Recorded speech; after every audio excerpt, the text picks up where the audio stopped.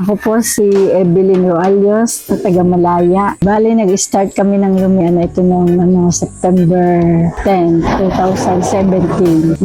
Kami na magtayo ng ganito dahil dito wala pa noong kainan. Nung umpisa namin kami magbukas, malakas. Maraming nakain, mga dinadayo ng kung taga-taga saan. At wala pang kainan dito kundi ito. Nung kalakasan pa yung mga taga Rizal, taga Mabini, taga Pangaw, San Ignacio, Marilag, Pag-Ulingin.